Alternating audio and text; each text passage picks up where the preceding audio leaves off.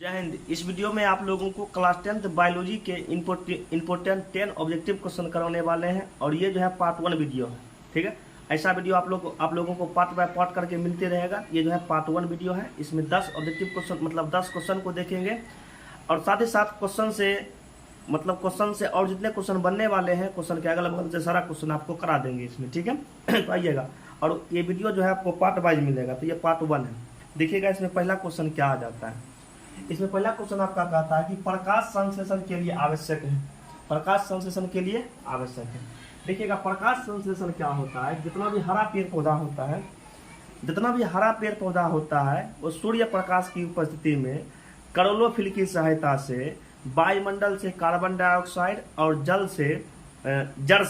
जल और खनिज लवण को ग्रहण करके अपना भोजन बनाता है। इसी क्रिया को कहते हैं प्रकाश संश्लेषण।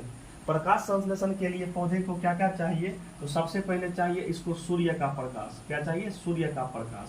सबसे पहले इसको सूर्य का प्रकाश चाहिए। उसके बाद CO2 चाहिए। CO2 का मतलब कार्बन डाइऑक्साइड। उसके बाद क्या चाहिए? क्लोरोफिल चाहिए। क्लोरोफिल समझ गए? सूर्य का प्रकाश चाहिए, क्लोरोफिल चाहिए। सूर्य का प्रकाश हो गया, क्लोरोफिल हो गया, सूर्य का प्रकाश हो गया, ये आपका सूर्य का प्रकाश, CO2 का मतलब कार्बन डाइऑक्साइड, क्लोरोफिल हो गया, और साथ में आपको चाहिए खनिज लवण या जल। ठीक है, खनिज लवण या जल। अब देखिएगा प्रकाश संश्लेषण से क्या क्या क्वेश्चन पूछा जाता है। आपसे पूछा जाएगा कि प्रकाश संश्लेषण होता है तो प्रकाश संश्लेषण की क्रिया हमेशा दिन में होता है। उसके बाद पूछा जाएगा प्रकाश संश्लेषण के दौरान क्या चीज का निर्माण होता है। तो प्रकाश संश्लेषण के दौरान जो निर्माण होता है उसमें ग्लूकोज बनता है, और बाद ऑक्सीजन गैस बनता है और जल का निर्माण होता है। पूछा जाएगा वायुमंडल में ऑक्सीजन का संतुलन किसके द्वारा बना रहता है। तो प्रकाश संश्लेषण के द्वारा। पूछा जाएगा कि प्रकाश संश्लेषण के लिए क्या क्या चाहिए। तो सूर्य का प्रकाश चाहिए, CO2 चाहिए, क्लोरोफिल चाहिए। ऑप्शन में रहेगा इनमें से सभी ऑप्शन नंबर डी पर। तो ऑप्शन को देख करके उसमें टिक मार दीजिएगा। ठीक है, आगे बढ़िएगा। उसके बाद 2 नंबर का क्वेश्चन कहता है कि कोशिका का पावर हाउस किसे कहा जाता है। कोशिका का पावर हाउस किसे कहा जाता है। देखिएगा कोशिका का खोज जो है सबसे पहले रॉबर्ट हुक ने किया, जो कि मृत कोशिका था, लेकिन जीवित कोशिका का खोज सबसे पहले ल्यूवन हॉक के द्वारा किया गया। ठीक है, उसके बाद पूछा जाएगा कोशिका का जो पावर हाउस, तो कोशिका का पावर हाउस माइटोकॉन्ड्रिया को कहा जाता है। माइटोकॉन्ड्रिया को कहा जाता है। कोशिका का पावर हाउस माइटोकॉन्ड्रिया को कहा जाता है, काहे कि माइटोकॉन्ड्रिया से ही कोशिका को क्या होता है? ऊर्जा की प्राप्ति होता है। कोशिका का पावर हाउस कहा जाता है माइटोकॉन्ड्रिया को। और देखिएगा अगल बगल से क्वेश्चन पूछा जा सकता है कि कोशिका के आत्महत्या का थैली किसको कहा जाता है। तो लाइसोसोम को। आपसे पूछा जाएगा कोशिका का प्रोटीन फैक्ट्री, तो आपका हो जाएगा राइबोसोम। आपका क्या हो जाएगा? राइबोसोम। आपसे पूछा जाएगा कोशिका का रसोई घर, तो ये आपका हो जाएगा क्लोरोप्लास्ट या हरितलवक। 2 नंबर का क्वेश्चन हो गया। 1 नंबर, 2 नंबर। आइएगा 3 नंबर, ताकि पौधे का हरा रंग किसके कारण। हाँ, पौधा का पूछेगा हरा रंग किसके कारण, या पत्ता का हरा रंग किसके कारण। तो ये क्लोरोफिल की उपस्थिति के कारण। क्लोरोफिल की उपस्थिति के कारण। और इसका रंग जो होता है हरा होता है। इसका रंग कैसा होता है? हरा होता है। क्लोरोफिल का रंग जो होता है हरा होता है। पत्ता का हरा रंग क्लोरोफिल की उपस्थिति के कारण, और पौधा का हरा रंग ये भी होता है क्लोरोफिल की उपस्थिति के कारण। आपसे पूछा जाएगा कि क्लोरोफिल में अधिक मात्रा में कौन सा धातु पाया जाता है। तो मैग्नीशियम बोले तो Mg। समझ गए? आगे देखिएगा। आगे कहता है कि आरबीसी का जीवन काल होता है। देखिएगा सबसे पहले आपको थोड़ा सा समझना होगा रक्त के बारे में। इसके बारे में, रक्त के बारे में। रक्त जो है एक प्रकार का तरल संयोजी उत्तक है। पूछेगा रक्त क्या है? तरल संयोजी उत्तक है। रक्त जो है तरल संयोजी उत्तक है। रक्त का pH मान जो होता है वो 7.4 होता है, और रक्त की प्रकृति जो होता है थोड़ा क्षारीय होता है। क्षारीय होता है।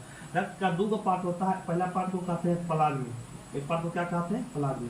उसके बाद कहते हैं रक्त कण। उसके बाद क्या कहते हैं? रक्त कण कहते हैं। प्लाज्मा जो है मतलब मानव रक्त में 50 से 55% प्लाज्मा रहता है। 50 से 55% रहता है प्लाज्मा। उसके बाद क्या करते हैं? 45 से 50% ये आपका रक्त कण हो गया। ठीक है, 45 से 50% ये आपका रक्त कण हो गया। और प्लाज्मा जो होता है, प्लाज्मा में लगभग 90 प्लस लगभग 90% मतलब 92% यानी कि 92% लगभग जल होता है। उसके बाद थोड़ा सा मात्रा में प्रोटीन हो गया, खनिज लवण हो गया, कार्बोहाइड्रेट, ये सब थोड़ा मात्रा में रहता है। ठीक है, तो और बाद ये जो रक्तकण जो होता है 3 प्रकार का। पहला होता है आपका आरबीसी रेड ब्लड जिसको सेल कहते हैं। उसके बाद आपका आता है डब्ल्यूबीसी उसका क्या रहता है डब्ल्यूबीसी। उसके बाद एक आता है प्लेटलेट्स, एक क्या हो जाता है प्लेटलेट्स, एक हो जाता है प्लेटलेट्स। अब देखिएगा आरबीसी जो होता है, आरबीसी को ही कहते हैं लाल रक्तकण। इसका रंग लाल होता है, इसमें हीमोग्लोबिन नामक पदार्थ पाया जाता है। आपसे पूछा जाएगा रक्त का रंग लाल किसके कारण, तो हीमोग्लोबिन के कारण। या आपसे पूछा जाएगा कि आरबीसी का रंग लाल किसकी उपस्थिति के कारण, तो हीमोग्लोबिन की उपस्थिति के कारण। आपसे पूछा जाएगा हीमोग्लोबिन में सबसे अधिक मात्रा में कौन सा धातु पाया जाता है, तो ये आपका लोहा। और आपसे क्वेश्चन पूछा जाएगा हीमोग्लोबिन की कमी से कौन सा रोग, तो एनीमिया रोग। आयरन की कमी से भी कौन सा रोग, एनीमिया रोग। रक्त की कमी से भी कौन सा रोग, एनीमिया रोग। अब देखिएगा ये आरबीसी जो होता है, ये आरबीसी का निर्माण अस्थिमज्जा में होता है। आरबीसी का निर्माण अस्थिमज्जा में होता है, लेकिन भ्रूण अवस्था में आरबीसी का निर्माण जो होता है वो पलीहा में होता है। किसमें होता है, पलीहा में। सॉरी, आरबीसी का निर्माण जो होता है अस्थिमज्जा में, लेकिन जब भ्रूण अवस्था में कहेगा तो भ्रूण अवस्था में आरबीसी का निर्माण यकृत या लीवर में होता है, यकृत या लीवर में होता है। और आरबीसी का जीवन काल जो होता है, आरबीसी का जीवन काल 120 दिन का होता है। कितना होता है, 120 दिन का होता है। आरबीसी का जीवन काल जो होता है 120 दिन का होता है। 120 दिन के बाद आरबीसी ऑटोमेटिक मर जाते हैं।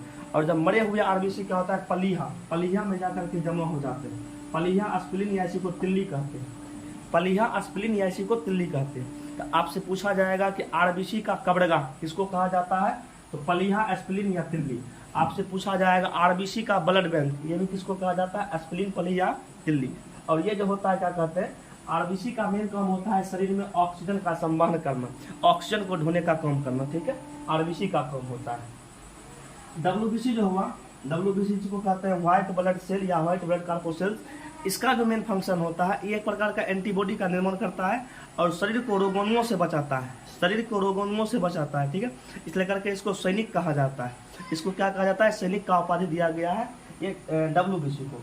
देखिए अब प्लेटलेट्स का काम क्या होता है कि रक्त को थक्का बनाने में मदद करता है। मान लीजिए कहीं कट टूट गया, वहाँ से ब्लड निकलता है तो थक्का बन करके रुक जाता है, वहाँ प्लेटलेट्स काम करता है। और एक क्वेश्चन ये भी पूछा जाता है कि डेंगू मरीज के शरीर में रक्त के किस भाग की कमी हो जाती है, आपका हो जाता है प्लेटलेट्स। आपका क्या होता है, प्लेटलेट्स। इतना क्वेश्चन ब्लड से बनने वाले हैं, तो आप लोग थोड़ा सा ध्यान रखिएगा सब। ठीक है, आगे बढ़ते हैं। आगे आता है क्वेश्चन नंबर 5। क्वेश्चन नंबर 5 में कहता है इंसुलिन की कमी से कौन सा रोग होता है, इंसुलिन की कमी से कौन सा रोग होता है। ये आपका होता है मधुमेह या डायबिटीज। क्या होता है, मधुमेह या इसी को कहते हैं डायबिटीज, मधुमेह या डायबिटीज। देखिएगा मानव शरीर का एक ग्रंथि है जिसका नाम है अग्नाशय। इसका नाम क्या है, अग्नाशय। मानव शरीर की सबसे बड़ी ग्रंथि कहेगा तो यकृत या लीवर। लेकिन कहेगा मानव शरीर का दूसरा सबसे बड़ी ग्रंथि ये आपका अग्नाशय हो जाता है। और अग्नाशय जो है इंसुलिन नाम का हार्मोन बनाता है। क्या बनाता है, इंसुलिन नाम का क्या होता है कि यह हार्मोन बनाता है। और इंसुलिन की मात्रा जब घट जाता है तो ग्लूकोज, इंसुलिन की मात्रा जब घटने लग जाता है तो शरीर में ग्लूकोज मतलब मीठा की मात्रा बढ़ जाता है। इसके कारण क्या होता है कि मधुमेह या डायबिटीज रोग हो जाता है। क्वेश्चन करके पूछ दिया जाएगा कि मधुमेह रोग का संबंध किस भाग में होता है, तो अग्नाशय में होता है।